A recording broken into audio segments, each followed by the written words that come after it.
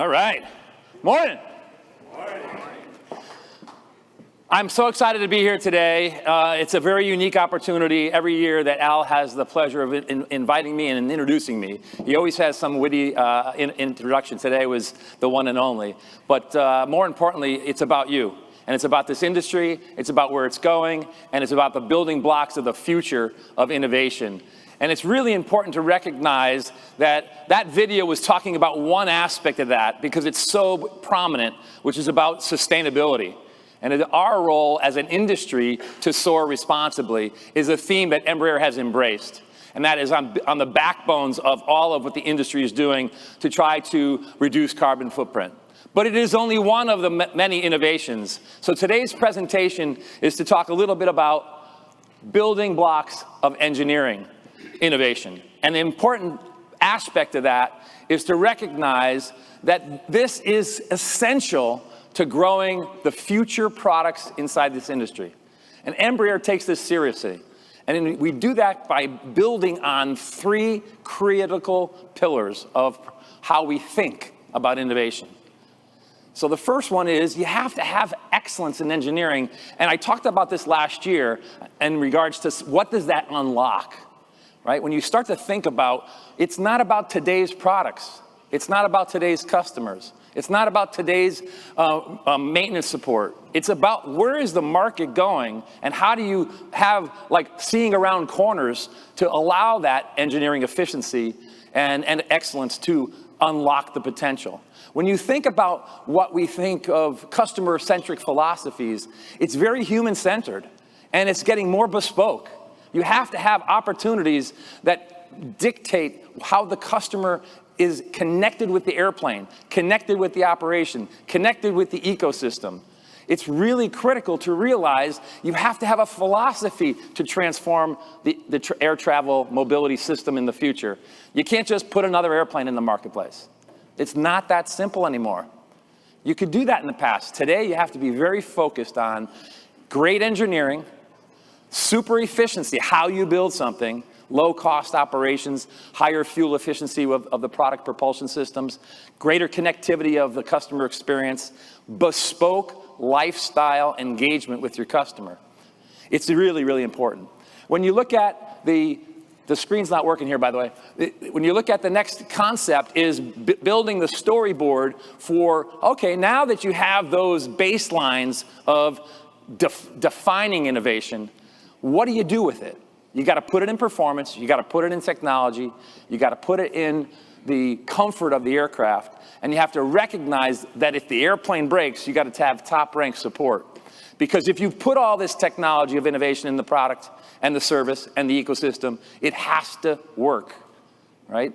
And it's critical to recognize that you have to have unmatched performance, best in class. You have to have the best disruption in technology. And that's where you're going to see a lot of the innovation in the future. Recognizing that comfort is being redefined because it's going to become more and more home-like, office-like, real-life experiences on the airplane. End-to-end ecosystems. When you look at that transformative innovation, you recognize that it takes a lot of work. It takes a lot of resources, and most importantly, a lot of investment dollars. And we are very focused on 7 different unique innovation verticals. And the video talked about the first one in great depth. And it talked about our commitment as a company, and more importantly, the commitment of all of us as an industry, to recognize that you're not going to get to net zero 2050 without a lot of resources and investment dollars to transform the ecosystem of how we propel. 100% SAF, step 1. 100% electric, step 2. Then hybrid is critical. You put your 100% electric fuel into a 100% a SAF, you put those together, and now you have hybrid electric propulsion cell. And then you transform that in the future to hydrogen to go farther distances. All 4 of those are being developed and unlocked right now. It's creating a greener future for how we look at the marketplace. And you see it right now with Eve and air mobility and eVTOL and all the competitors that are in that space, because that's the first step. getting the batteries, getting the technology to perform these mission profiles sustainably. Because it's great that we have 100% SAF. And we've tested it on the Phenom 300. We've tested it on the 600. It works. We have the capability to deliver 100% SAF fuel, but it's still fuel. So how do you take the next leap to create green future, net zero future? So yes, it's a bridge to get there, but it's going to take us a long time to really unlock the potential of green ecosystem. When you look at pieces of green, it is an innovation. Autonomous flight is a big part of that. So let's take a look at a deeper dive. There, now the screens are working.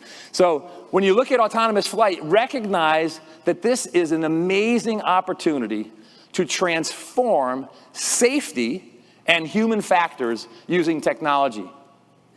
And we are trying to do that by simplifying how the airplane operates. The airplane's a very complex ecosystem in the sky. And so if you can recognize that and you try to simplify the opportunity for the pilots to fly the aircraft, you improve safety, you improve operating efficiencies, you improve takeoffs, landings, routing, traffic management, all built on and driven by the innovation associated with autonomous. And it's going to take time. You're going to start with simplified flight, then you're going to have simplified vehicle operations, then you're going to have the ability for you to have virtual support with airplane manager type folks and technology supporting it on the ground and in the air until you have opportunities to actually remove a pilot from the marketplace. Now, those pilots are going to be flying more, so they don't lose their job. They have the opportunity now to fly a lot more aircraft and a lot more frequency and a lot more capabilities because you're going to have the technology supporting that in a safe, reliable, predictable, maintainable way. When you look at the ability for that to unlock, you have to recognize technology's on the cusp of pretty exciting things in AI and data science, and recognize that we have to tailor these things to the customer so that they have the experience that they want. And it happens in several ways. One is inside of the airplane, how the airplane talks to the customer, how you talk to the airplane. It happens from the ground to the airplane. It happens from the satellites to the airplane. It happens from the airplane to the maintenance centers. And as Ken talked about yesterday, apparently catering. So there's a lot to be done in regards to engaging the ecosystem through data science and designing it for the bespoke experience for your customer. And if we do that, we're also simplifying the cost structure of the airplane. We're simplifying the connectivity of experiences that the customer has to be more productive, which is a business use that is essential for business aviation travel. There's so much exciting things that have the opportunity to connecting the digital ecosystem with the customer experience. And if we can do that in a manner that sees the future opportunities for all types of travel, so no matter what airplane they're on, what type of aircraft that they are flying on, the experience is the same, and it's very bespoke at the highest level. When you think about this, you recognize that industry is going through this transformation of how things are built. And in the past, it was all metals and bolts and fabrics and woods, right? And that's all you saw. So it was manual and robotic. Well, how do you bring this digital age to the next step? And that's Industry 4.0. Now you're trying to connect the capabilities of 3D printing, AI science, big data, predictive technologies. So we have programs like AHEAD, which says aircraft maintenance is needed. You have programs like ROAS, which is a very integrated technological safety envelope for landing on the aircraft. Runway overrun awareness and alerting systems, critical to the safety of the aircraft. These are all integrations of technology that allow for greater opportunities. So you're looking at analytics of all types of data, and now you're trying to use that data to unlock the innovations of how you deliver that product to the customer. And it's getting really exciting to see what's coming out of this sector that is unlocking potential for how things are built, how things are experiencing, and most importantly, the data you get, the collection of the data that you get that allows you to analyze and predict things on more of a concierge level so they tie into that experience. Very exciting to see how this is going to go. When you move on to the airplane itself, which not forget, you still need the airplane, is all about material sciences. So now, why does it have to be a tube and a wing? Why does it have to be aluminum? Why do you need windows? You heard that from Ken yesterday, right? Why do all these things exist in today's technology? Well, that's because we built it that way for the last 60, 70 years in business aviation. But these things can transform. So looking at composites, looking at transformative materials, looking at the ability for translucent interactions with types of metals, trying to remove windows and creating a more virtual integration of what you can see that is more like a smartphone. So why can't you have a smart airplane? And what are the things that you can do to integrate that? Now, the key to that is, are you still going farther? Are you still going faster? And most importantly, are you going greener? So as you're looking at all of these characteristics of competitiveness, you have to go fast. Maybe it's transonic. Maybe it's supersonic. Maybe it's blended body wing like Jet Zero's doing with NASA and with the commercial marketplace. There's opportunities to unlock potential in regards to how the product is made. There's a lot of work being done on composites. There's a lot of work being done on different types of materials that allow us to be greener in how we build the airplane and greener how the airplane operates in the sky, while still maintaining speed and while still maintaining the productive performance analytics of the aircraft. Next one is most critical to our brand, because our vision is talking about delivering the ultimate experience in business aviation. Okay, and that's a lofty goal. That's something you keep working towards, like Mount Everest. You have to get to the pinnacle. So in order to do that, you have to pay attention to what happens with that customer experience, and it's changing. The things they need, the things they want, the things they desire, and having it all seamlessly integrated into the aircraft and into the ecosystem of how they operate, and have it be personalized. So every time it's just for them. And we'd say, well, yeah, fractional does that now. Yes, they do. But how do you do that in charter and fractional and ownership and corporate flight departments and every aspect of the business that is out there with membership to create a democratization, but keep the highest standard of the lifestyle experience for the customer? It has to be personalized. It has to be bespoke. It has to be seamless. There can never be a break in how communication works. You walk from your office, from your car, on the airplane. Well, how does that work? And then when you want to charge something, do you put it down and it actually just charges on the airplane like it does at the house? Like, how do you create all these integrations that are seamless for the customer so that the experience is at the heightened level? And as you see in the photo, it's also about the communal human nature that takes place on the airplane. The airplane is a bespoke opportunity for lots of business to happen, a lot of personal engagement to happen, and you have to have that environment be quiet, efficient, low cost, and serve the customer on the airplane. So there's so much going into this topic of passenger experience. And we're learning more from the data that we're collecting from all the digital analytics that the airplane and the customers are providing. And we're using that data to develop advisory boards, and those advisory boards tell us, what airplane do you build next that has all these innovations embedded in it? So you're not just saying, I'm going to go build a bigger airplane or a smaller airplane, or I think I'm going to sell it for this customer or that customer. You're doing this innovation work with these resources, with customer feedback that allows for you to make sure that when you enter the market with something new, it is going to not only be sold, it's going to be successful, but it's going to transform the air travel ecosystem of the future. Lastly, the last piece of the equation. It is getting dangerous out there in terms of all things security, safety, privacy, and how do you protect all this data in this digital world?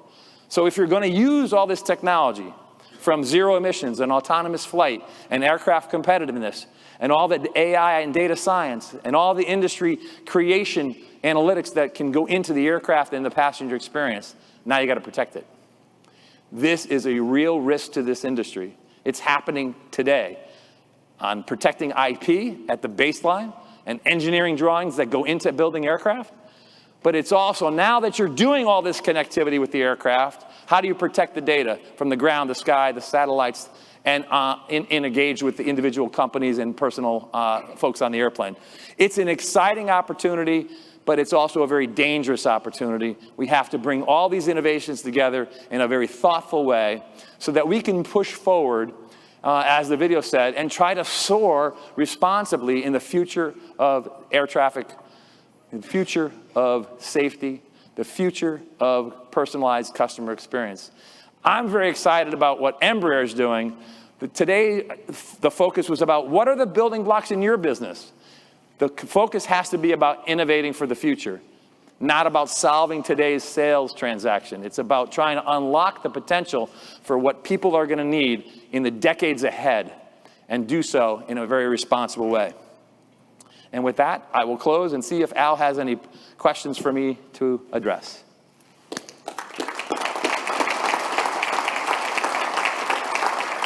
I can see you, Al, but I can't see anybody else. That's fine. We've got two questions from the audience, which are quite similar. One is, how will AI change the cockpit, at least initially, and how fast for business aviation? And the other one is, how quickly will autonomous flight enter the market, and on what type of aircraft? Yeah, so great question. So yeah, the construct of AI right now is trying to recognize that there is opportunities for safety. There's opportunities for looking at how to predict something using digital technology that cannot necessarily be always recognized by human factors in the pilot, right? So what can you use the digital ecosystem to provide to the pilot so that the pilot makes better decisions? And how do you simplify that so all of the data that's currently in the glass screens that are currently communicating with them through technology, you now have to start saying, what can you add value to and provide information for to allow them to make better decisions? That's the first step you'll see, is about decision in critical situations, decisions in complex situations, decisions in life or safety situations, and having that technology add value. Because that's exactly what you do with predictive wind shear. That's exactly what you do with the technologies that we're already incorporating. We're using these things now in very small applications. So how can you then unlock the potential to help the pilot in all situations going forward? So that's probably what you'll start to see more first, is those kinds of predictive things. The second topic is really like, where is it going to start? Well, it's going to most likely start when there's no one on the airplane. You might see it in humanitarian relief. You might see it in firefighting. You might see it in the responses to lots of things that are happening, hurricanes, tornadoes, floods. You're going to see those types of things first. You'll see it in cargo, because that'll be the first applications that you'll see in terms of transforming. Look at Zipline. Look at all the companies that are already trying, like Walmart. There's companies trying to use autonomous, trying to use AI, trying to use things for their products to start. That's where it's going to evolve from there to passenger configuration. And then most likely where you'll see first passengers configuration is as eVTOL matures, because it's being built based on autonomous now, even though it won't start that way. That'll be another first step in terms of first movers for that space. Great. We've got two more questions. Heather Gordon is asking, can you expand on what innovations you were taking in terms of cyber security? Yeah, so it's a great question. We're just getting started on cyber security in terms of innovations. What we're right now trying to protect is baseline, right? So baseline is IP technology. So data is being communicated to the airplane, and data is being communicated from the airplane to us, right? For safety, for management, for maintenance. So the first thing is we're trying to do is, how do you protect the envelope of data that is just being communicated back and forth at first? Then with LEO and GEO and all of the satellites development that's happening to help our connectivity, now you have to recognize you have to then support that whole ecosystem throughout the entire trip of the airplane. So most of these things are point to point, where there's a download or an upload. How do you keep it safe throughout its entire envelope of the travel system? So these are some things that we're going to start with, and then it will develop from there. And then a similar question from Ali Kartal. How do you handle privacy issues when collecting data? Yeah, I mean, we haven't had a challenge in terms of the data right now, because it's all about the plane and it's how it's being used, right? So the question now is, when the envelope of data becomes larger than that and it becomes more individualized, then we have to recognize there's going to be some protections that are going to have to be put in place. And the teams are looking at how to do that, just like you would on your technology data systems for laptops and other digital equipment. There's a lot of work being done in terms of how to connect safety, privacy, security, not only from our point of view as the intellectual property creator, but from the customer's point of view. And you have to keep both in mind. I know you're tight on time, so. No, don't worry, unless you want to stop. No, I'm fine. It says 3 minutes, so. You've got, Craig Picken is asking, we're asking kids to spend a lot of money on flight training. Kids what are we on going to tell them flight in 10 training? years if it's going to be autonomous? Yeah, so somehow we have this assumption that because the airplane is going to go autonomous, we need less pilots. And I think that's false. Like, you have to recognize that what you're trying to do is unlock the ecosystem for travel, because there's going to be more assets flying. And all of the Eve and Eve-like mobility is just one segment of it. But I think there's going to physically be more assets flying, which means more pilots, not necessarily less pilots, simply because something is autonomous. So I think there's opportunity to recognize it's not for the entire ecosystem. Not every airplane is going to be autonomous. Not every application is going to be autonomous. But unlocking the potential for it is actually going to allow us to have exciting opportunities for training pilots, exciting opportunities for training youth. Workforce today, they want to work on these innovations. They talk to us at Embry-Riddle about these innovations. They want to be on projects in the research park to try to develop these innovations. So it's not about the fear of whether a pilot, he or she's in the left or right seat. It's about how the airplane and technologies of innovation are really unlocking the potential for the future, and the kids are loving it. Do we have any old school comments or questions with a microphone? Anyone who's not managed to log into Slido? Okay, Mike, we've got a lovely one here. What feedback from advisory boards have you received that has surprised you? What do you think, Alvady? Let's see. Alvady runs these things. Surprised? I guess pleasantly surprised is where I'll go. They so want us to do something new. So I think they're anxious, and they're saying, not only do you have the right to play, you have the right to win, so we're excited for it, and that's a nice feeling to have. So I'm pleasantly surprised that they want us to do something big. Okay, my question, which is one I know you don't want. You've had your best ever quarter, third quarter last. Correct. You've had your best ever 9 months. Correct. As business aviation. Are you tempted to increase production next year? Yeah, so this question always comes up, right? So we have, if you read in the third quarter results, which were just published last week, it shows that we're investing $90 million in our production facilities in both Melbourne and in Brazil. That should give you a glimpse into your question. That we're not satisfied with where we are, despite how great it's been. We're going to continue to develop the capability to serve our customer. And then a nasty one from the audience. Oh no, I've put the wrong one up. Someone had said, do you have any comments on Ken Riki's view of the assassins of the industry? Yeah, so first of all, he had way more stories to tell in regards to that topic. I think there's a lot of opportunities to recognize that the purpose of talking about the assassins is to recognize it's our incumbent responsibility to try to look for the opportunities to protect this industry in every way. And so I look at the positive side of that. I think it was very enlightening, and I think there's many more stories that we recognize. What was he really saying?